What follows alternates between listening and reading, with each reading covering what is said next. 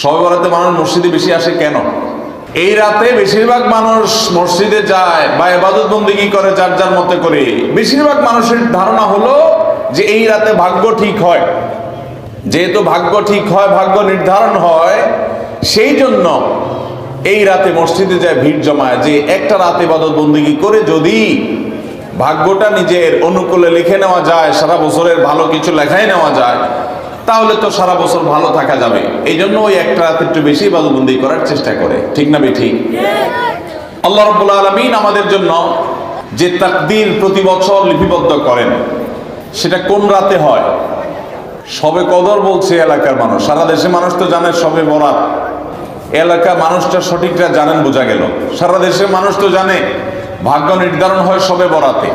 ভাইরা আমার, কোরআনে হাকিমে সূরা দুখানের 3 এবং 4 নম্বর আয়াত যদি আপনি দেখেন, আল্লাহ রাব্বুল আলামিন ইরশাদ করেছেন, ইন্না আনজালনাহু ফি লাইলাতিন মুবারাকাহ ইন্না কুন্না মুনজিলিন ফিহা ইউফরাকু কুল্লু আমরিন হাকিম। আল্লাহ বলেছেন, আমি নিশ্চয় কোরআনকে নাজিল করেছি, অবতীর্ণ করেছি একটি বরকতময় রাতে। আর এই বরকতময় রাতটা কোন রাত? যে রাতে কোরআন নাজিল হয়েছিল শবে কদর। কোনো সন্দেহ আছে? কারণ কোরআনের আরেক আয়াত বলছে, ইন্না আনজালনাহু ফি লাইলাতিল কদর, আমি কোরআনকে নাজিল করেছি যে রাতে, সেটা হলো লাইলাতুল কদরে। তাহলে লাইলাতুল কদরে আল্লাহ কোরআন নাজিল করেছেন। আর সূরা দুখানে বলেছেন, আমি একটি বরকতময় রাতে কোরআন নাজিল করেছি। তাহলে এখানে বরকতময় রাত বলতে যে লাইলাতুল কদরকে বোঝানো হয়েছে, সেটা দিনের আলোর মতো পরিষ্কার। ঠিক কিনা বলেন? এরপর আয়াত আল্লাহ বলেছেন, ফিহা ইউফরাকু কুল্লু আমরিন হাকিম, এই বরকতময় রাত যে রাতে কোরআন নাজিল হয়েছে, অর্থাৎ লাইলাতুল কদর, সেই রাতেই সমস্ত গুরুত্বপূর্ণ হিকমাপূর্ণ বিষয়গুলো সব ধার্য হয়ে থাকে, নির্ধারণ হয়ে থাকে। এই আয়াতের আলোকে বোঝা যায় মানুষের ভাগ্য সারা বছরের যেটি লিপিবদ্ধ হওয়ার কথা, সারা বছরের যে বাজেট হওয়ার কথা, সেটা হয়ে থাকে লাইলাতুল কদরে, শবে কদরে। মধ্য শাবানের রাত, এ রাতে আল্লাহ তাআলা মানুষকে সাধারণ ক্ষমা ঘোষণা করেন। যাদের মনে হিংসা নাই, যাদের মনে মানুষের প্রতি বিদ্বেষ শত্রুতা নাই, এবং যারা শিরকে লিপ্ত না, এই মানুষগুলো ছাড়া বাকি মানুষগুলোকে মধ্য শাবানের রাত, যেটাকে আমরা শবে বরাত বলি, হাদিসের ভাষ্য শবে বরাত নয়, হাদিসের ভাষ্য হলো লাইলাতুন নিসফি মিন শাবান, সেই রাতে আল্লাহ রাব্বুল আলামিন বান্দাকে সাধারণ ক্ষমা ঘোষণা করেন। এটা একটা ভিন্ন বিষয়, কিন্তু বছরের সবচেয়ে শ্রেষ্ঠ রাত হলো লাইলাতুল কদর, যেই রাতে আল্লাহ তাআলা বান্দার ভাগ্য ঠিক করেন। এই রাতে যে ভাগ্য আল্লাহ নির্ধারণ করে থাকেন, সেই নির্ধারণটা যেন আমাদের অনুকূলে হয়, সেই নির্ধারণটা যেন আমাদের জন্য কল্যাণকর হয়। আল্লাহ যেন আমাদের ভাগ্যে ভালো কিছু লেখেন, খারাপ কিছু যেন না লেখেন। আল্লাহ যেন তাকদীরে আমাদেরকে ভালো কিছু দেন, মন্দ কিছু থেকে বাঁচিয়ে রাখেন। সেজন্য আমরা সবাই কামনা করি কি করি না? শুধু করি তা না, শবে বরাতে যত মানুষ মসজিদে আসে আমাদের দেশে, সারা বছরের অন্য কোনো রাত, দিন, অন্য কোনো সময় এত মানুষ মসজিদে আসে, কারণ কি? শবে বরাতে মানুষ মসজিদে বেশি আসে কেন? কি কারণে আসে বলেন দেখি? একজন করে সিন্নি খাওয়ার জন্য না, সিন্নি তো অন্যদিনও দেয়। এই রাতে বেশিরভাগ মানুষ মসজিদে যায় বা ইবাদত বন্দেগী করে যার যার মতে করে। বেশিরভাগ মানুষের ধারণা হলো যে এই রাতে ভাগ্য ঠিক হয়। যেহেতু ভাগ্য ঠিক হয়, ভাগ্য নির্ধারণ হয়, সেই জন্য এই রাতে মসজিদে যায়, ভিড় জমায় যে একটা রাত ইবাদত বন্দেগী করে যদি ভাগ্যটা নিজের অনুকূলে লিখে নেওয়া যায়, সারা বছরের ভালো কিছু লেখাই নেওয়া যায়, তাহলে তো সারা বছর ভালো থাকা যাবে। এই জন্য ওই একটা রাত একটু বেশি ইবাদত বন্দেগী করার চেষ্টা করে। ঠিক না ঠিক? ভাইরা আমার, প্রথম কথা হলো ভাগ্য নির্ধারণ এই রাতে নয়, বরং লাইলাতুল কদরে হয়। দ্বিতীয় কথা হলো ভাগ্য নির্ধারণের জন্য একটা রাত মসজিদে গিয়ে ইবাদত বন্দেগী করলেই আমার ভাগ্য নির্ধারিত হয়ে যাবে বা ভাগ্য ভালো কিছু লেখা হয়ে যাবে ভাগ্যে, এরকম কোন কথা কোরআন বা হাদিস থেকে পাওয়া যায়? কোরআন হাদিসে কি পাওয়া যায়?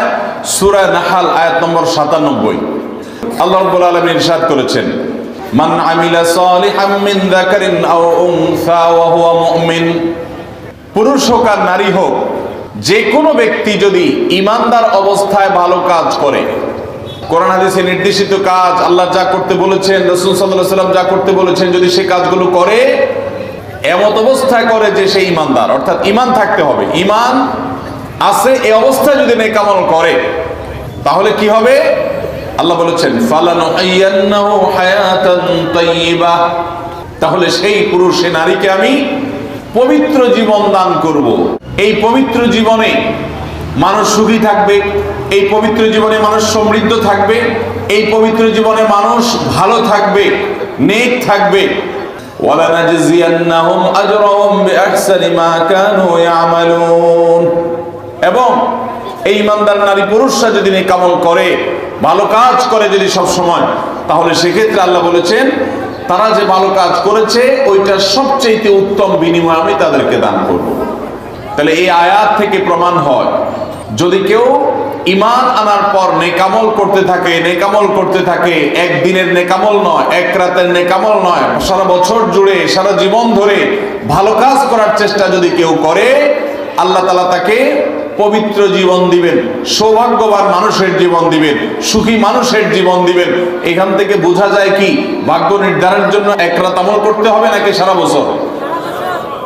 সূরা আরাফ আয়াত নম্বর 96, ওয়ালাউ আন্না আহলাল কুরা আমানু ওয়াত্তাকাউ, যদি কোন জনপদের লোকেরা ঈমান আনে আর তাকওয়া অবলম্বন করে। তাকওয়া কি? তাকওয়া হলো আল্লাহর ভয়ে সে আল্লাহর নির্দেশগুলো মানে আর হারামগুলো বর্জন করে, এরকম যদি কেউ করে, লাফাতাহনা আলাইহিম বারাকাতিম মিনাস সামাই ওয়াল আরদ, আল্লাহ বলেছেন তাহলে ওই ব্যক্তিকে আসমান এবং জমিন থেকে সমস্ত বরকত সমূহের দুয়ার সবগুলো তার জন্য খুলে দেওয়া হবে।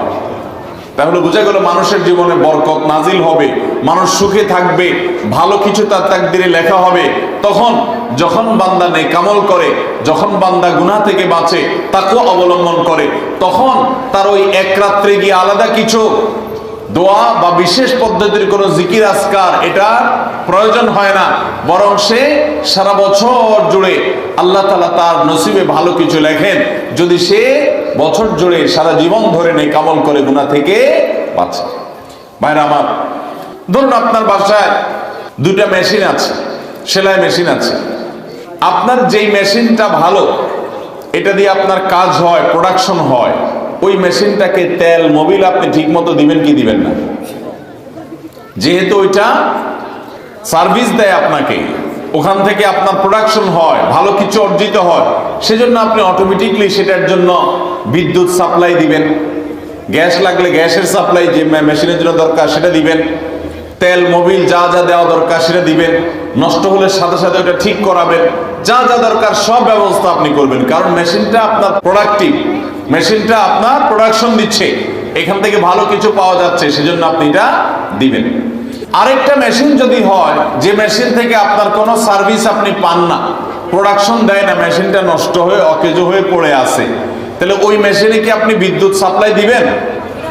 ওখানে কি আপনি অন্য যা দরকার আছে তেল মোবিল নিয়মিত দেওয়া, এগুলো কি আপনি করবেন? করবেন না। হ্যাঁ, ওইটার জন্য মাসে মাসে কিস্তি যদি দেওয়ার দরকার হয়, আগে থেকে কিনা থাকে, তাহলে আপনি হয়তো কিস্তি পরিশোধ করবেন, অন্য কিছু আগে থেকে করা দরকার আছে সেটা আপনি করবেন। আল্লাহ রাব্বুল আলামিন ঠিক একইভাবে তার যে বান্দারা তার অনুগত থাকে, তাকওয়া অবলম্বন করে, হারাম থেকে বাঁচে, গুনাহ থেকে বাঁচে, ফরজ কাজগুলো করে, আল্লাহ তাআলা তার সেই বান্দাদের জন্য ভালো কিছু তাদের তাকদীরে লিপিবদ্ধ করেন, তাদের জন্য নসিবে ভালো কিছু রাখেন, তাদেরকে সুখের জীবন দান করেন, সৌভাগ্য দান করেন, আল্লাহ তাআলা প্রকৃত প্রশান্তি মনের সেটা দান করেন আল্লাহর ঈমানদার এবং নেককার বান্দাদেরকে, আমলে সালেহ কর্মওয়ালা বান্দাদেরকে, মুত্তাকি পরহেজগার বান্দাদেরকে। আর যারা আল্লাহর এই আনুগত্য করে না, যারা আল্লাহ রাব্বুল আলামিনের প্রতি ঈমান আনে না, যারা নেক আমল করে না, যারা তাকওয়া অবলম্বন করে না, এই মানুষগুলো তাদেরকে আল্লাহ তাআলা ওই দুনিয়াতে বেঁচে থাকার জন্য, আর দুনিয়া সিজনুল মুমিন ওয়া জান্নাতুল কাফির হাদিসে আসছে, ঈমানদারের জন্য হলো জেলখানা আর কাফিরের জন্য জান্নাতের মতো যা খুশি করতে পারে। আল্লাহ তাআলা তাকে কিছু রিজিক দিয়ে বাঁচায় রাখেন, কিন্তু এই রিজিকের কোনো মূল্য আল্লাহর কাছে নাই। নবী করিম সাল্লাল্লাহু আলাইহি সাল্লাম বলেছেন, যদি দুনিয়া এবং দুনিয়ার মধ্যে যা কিছু আছে এগুলো যদি মাছির ডানার মতো মূল্য রাখতো, তো আল্লাহ তাআলা দুনিয়াতে আল্লাহর প্রতি অবিশ্বাসী কাউকে এক ঢোক পানিও পান করতে দিতেন না। এখান থেকে বোঝা গেল দুনিয়া যত কিছু আমরা ভোগ করি এগুলো আল্লাহ রাব্বুল আলামিনের কাছে এগুলো 2 পয়সার কোনো দাম নাই। বিশেষ করে যারা আখিরাতে বিশ্বাসী না, যারা আল্লাহর প্রতি ঈমান নাই, সে কাফেরদের জন্য এগুলো আল্লাহ তাআলা দিয়ে থাকেন, কারণ এগুলো সামান্য সময়ের ভোগ, অনন্ত অসীমকালের সুখ এবং দুনিয়ার প্রকৃত প্রশান্তি। এটা আল্লাহ শুধু তার ঈমানদার বান্দাদের জন্যই বরাদ্দ করে রেখেছেন।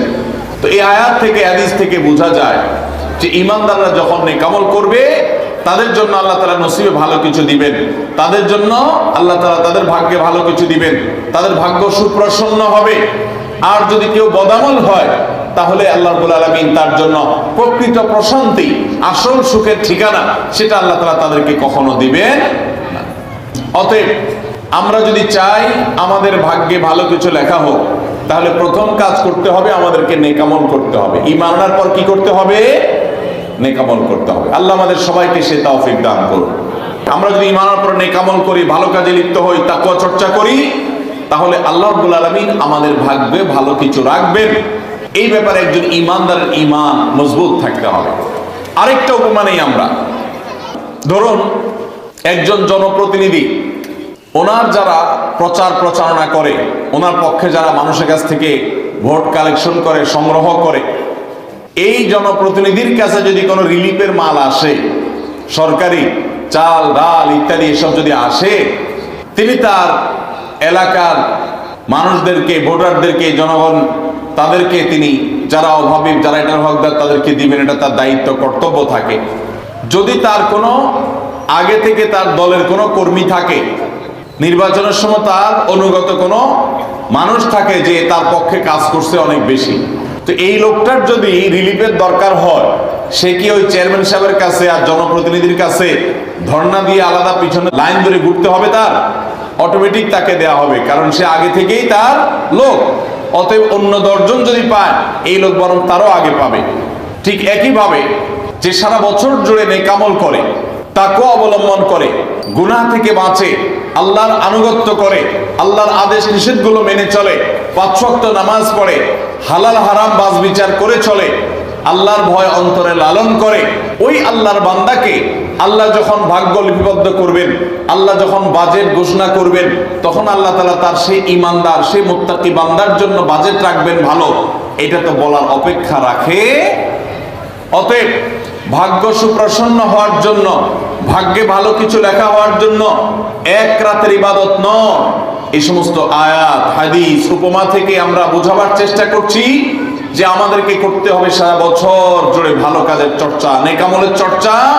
তাহলে আমরা নেক আমলের মাধ্যমে আল্লাহ রাব্বুল আলামিনের কাছ থেকে ভালো কিছুর ফয়সালা পাবো ইনশাআল্লাহ।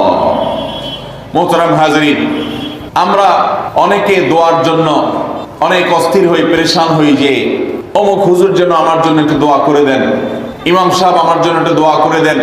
বড় কোনো আলেম পাইলে আমরা দোয়ার জন্য অনেক চেষ্টা করি যে ভাই আপনি একটু আমার জন্য দোয়া করে দেন। এটা ভালো, এটা খারাপ কিছু না। আমরা যারা এক রাতে আমল ইবাদত করে আমাদের ভাগ্যের ভালো কিছু লেখানোর জন্য চেষ্টা করি, আমি সেই ভাইদেরকে বলতে চাই, সারা দুনিয়ার সমস্ত ভালো মানুষ, সকল নেক মানুষ, এমনকি মক্কা মদিনার ইমাম সাহেবরা, হারামাইনের ইমাম খতিবগণ, সারা দুনিয়ার সকল আল্লাহওয়ালা, নেককার এবং ভালো মানুষ যারা আছেন, আব্দুল সালেহ যারা আছেন, আল্লাহর ওলি যারা আছেন, তাদের সবার দোয়া আমরা পাইতে চাই। একটা সহজ উপায় আছে, সেটা কি?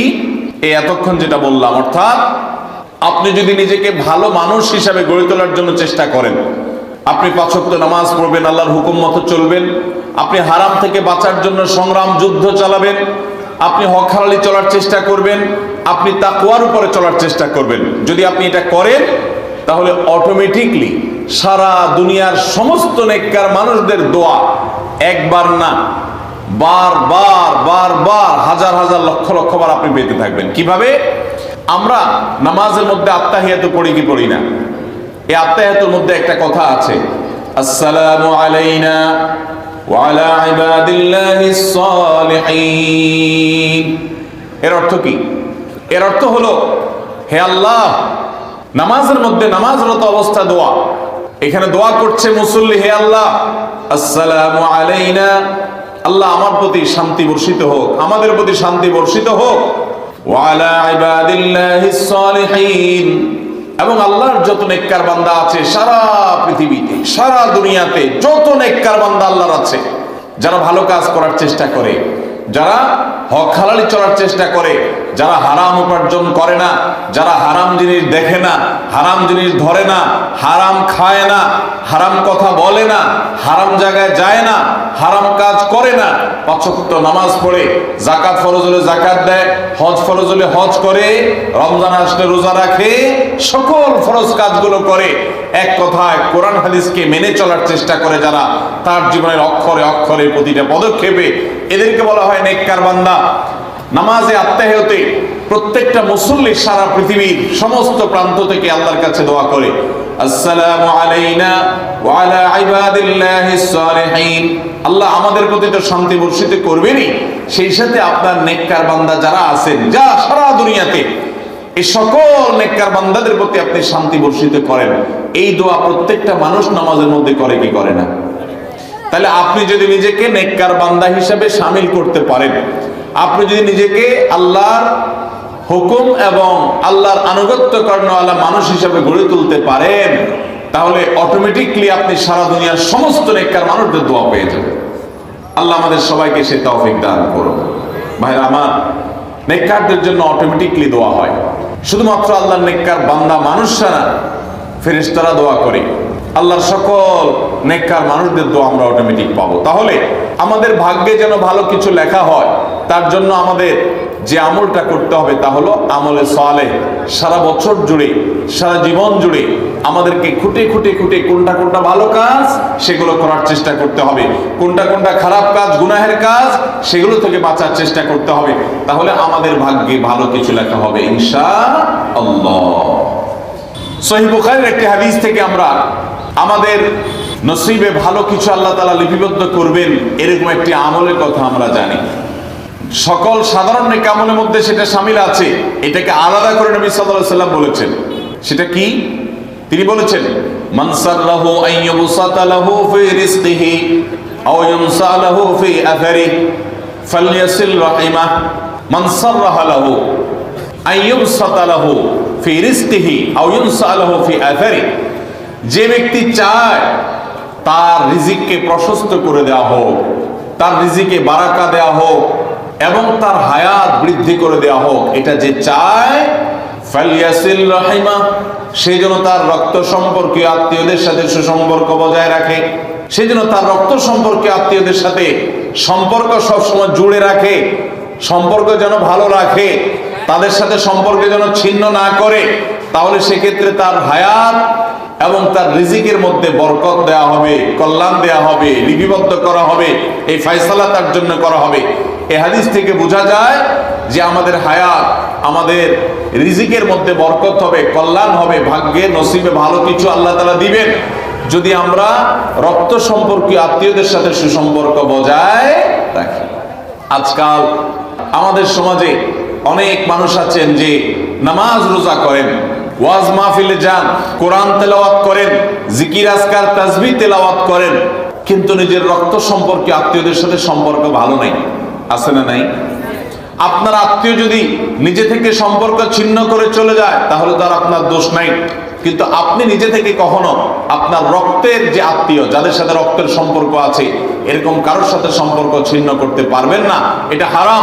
নবী করিম সাল্লাল্লাহু আলাইহি ওয়াসাল্লাম বলেছেন, যে ব্যক্তি আত্মীয়তার সম্পর্ককে রক্ষা করবে আল্লাহ তাআলা তাকে রক্ষা করবেন, যে আত্মীয়তার সম্পর্ক ছিন্ন করবে, তাকে ত্যাগ করবে, আল্লাহ তাআলা ওই ব্যক্তিকে ছিন্ন করবেন। এই জন্য আত্মীয়তার সম্পর্ক রক্ষা করা এটা আমাদের ভাগ্য সুপ্রসন্ন হওয়ার অন্যতম মাধ্যম। আত্মীয়তার সম্পর্ক রক্ষা করা বলতে কাদের সাথে সম্পর্ক বজায় রাখতে হবে? যাদের সাথে রক্তের সম্পর্ক আছে আপনার। তারা কারা? আপনার শরীরে আপনার বাবার রক্ত আছে, রক্ত সম্পর্কীয় আত্মীয়, আপনার বাবার সাথে আপনার ব্লাডের কানেকশন আছে, আপনার মায়ের সাথে আপনার ব্লাডের কানেকশন আছে, এবং মায়ের সাথে ব্লাডের কানেকশন থাকার কারণে মায়ের দিককার আত্মীয় আপনার মামা, আপনার খালা, আপনার নানা নানি, তারা হলো আপনার রক্ত সম্পর্কীয় আত্মীয়। ঠিক একইভাবে আপনার বাবার দিককার রক্ত সম্পর্কে আত্মীয় হলেন আপনার দাদা দাদি, আপনার চাচা, আপনার ফুফু এবং চাচাতো ভাই বোন, ফুফু যিনি তার রক্ত আপনার বাবার রক্ত এক, সেজন্য তারা রক্তের আত্মীয়। ভাই বোন তো আছেই, তো এই রক্তের আত্মীয়দের সাথে অনেকে সম্পর্ক বজায় রাখে না, কোনো কারণে সম্পর্ক ছিন্ন করে ফেলে, এটা হারাম। আমরা দুনিয়াতে অনেক বন্ধু বান্ধবের সাথে সম্পর্ক ভালো রাখি, অনেক দোস্তের সাথে সম্পর্ক ভালো রাখি, অথচ আমাদের এই রক্ত সম্পর্কে আত্মীয়গুলোর সাথে সম্পর্ক ভালো রাখা হয় না। মোহতারাম হাজরিন, আমাদের নসিবে আল্লাহ ভালো কিছু দেখ, আমরা সবাই চাই কি চাই না? তাহলে শবে বরাতে রাতভর আপনি দোয়া জিকির আজকার করলেন, কান্নাকাটি করলেন, আর মিলাদ মাহফিল করলেন, আশা করলেন আপনার ভাগ্যে ভালো কিছু লেখা হবে। আপনার ভাগ্যে ভালো কিছু লেখা হবে না যদি আপনি আপনার রক্ত সম্পর্কে আত্মীয়র সাথে সম্পর্ক ছিন্ন করে বসে থাকেন। কারণ আপনার জীবনে, আপনার রুজিতে, আপনার ইনকামে, উপার্জনে বরকত হওয়ার পূর্ব শর্ত হলো আপনার এই রক্ত সম্পর্কে আত্মীয় স্বজনের সাথে সুসম্পর্ক বজায় রাখা। হ্যাঁ, তারা যদি সুসম্পর্ক বজায় রাখতে গেলে আপনার ক্ষতি করে, আপনাকে বিপদে ফেলে, তাহলে আপনি নিজেকে বাঁচাতে পারেন, আত্মরক্ষার জন্য আপনি দূরত্ব বজায় রাখতে পারেন। কিন্তু তাই বলে তাদের সাথে আপনি সম্পর্ক নষ্ট করে থাকবেন, তাদেরকে ভুলে থাকবেন বা তাদের সাথে সম্পর্ক রাখবেন না, এটা কিন্তু জায়েজ হতে পারে না। ইংল্যান্ডের একটা ইউনিভার্সিটির একটা জরিপের কথা অনলাইনে আমি একবার দেখেছিলাম, যে একটা নামকরা বিশ্ববিদ্যালয়, তারা বিশ্ববিদ্যালয়ের ছাত্রদের মধ্যে একটা সার্ভে তারা চালিয়েছিলেন। তারা দেখতে চেয়েছেন যে ছাত্রদের মধ্যে কারা বেশি হায়াত পায় আর কারা কম পায়। যারা বেশি হায়াত পায় তাদের মধ্যে বৈশিষ্ট্য কি আছে, যারা কম পায় তাদের মধ্যে কোন বৈশিষ্ট্যের অভাব আছে। তো এটা নিয়ে দীর্ঘ অনেক বছরের একটা জরিপ তারা চালিয়েছেন, একটা নিরীক্ষা তারা চালিয়েছেন। সেই নিরীক্ষায় দেখা গেল যে যেই ছাত্ররা দীর্ঘদিন পর্যন্ত হায়াত পেয়েছেন এবং তারা অনেক দিন দুনিয়াতে বেঁচেছেন, তাদের বেশিরভাগই দেখা গেছে, সবাই না, বেশিরভাগই দেখা গেছে যে তারা সাধারণত তাদের পারিবারিক এবং আত্মীয় স্বজন, বন্ধু বান্ধব, অন্যদের সাথে হাসি খুশি, অর্থাৎ মানুষের সাথে সম্পর্ক বজায় রাখছে। আর যারা সম্পর্ক বজায় রাখে নাই, এই মানুষগুলো তাদের তুলনামূলকভাবে প্রথম গ্রুপের চাইতে তারা অনেক আগে দুনিয়া থেকে চলে গেছে, অনেক আগে তারা মারা গেছে। এটা প্রত্যেকটা ব্যক্তির ক্ষেত্রে আলাদা আলাদা করে খাটানো যাবে না, এটা একটা টোটাল জরিপের ফসল। তো এই জরিপ প্রমাণ করে নবী করিম সাল্লাল্লাহু আলাইহি ওয়াসাল্লাম যে বলেছেন, যারা রক্ত সম্পর্কের আত্মীয়গুলোর সাথে সুসম্পর্ক বজায় রাখে তাদের হায়াতে এবং রিজিকে বরকত দেওয়া হয়। এই জরিপের রিপোর্টও সেটা সত্যতাকে প্রমাণ করে। আল্লাহ তাআলা আমাদের সবাইকে আমাদের আত্মীয় স্বজনের সাথে সুসম্পর্ক বজায় রাখার তৌফিক দান করুন। তাহলে আমাদের ভাগ্যে যেন ভালো কিছু লেখা হয়, ভাগ্য যেন সুপ্রসন্ন হয়, সেজন্য আমরা দ্বিতীয় আমলও পেয়ে গেলাম।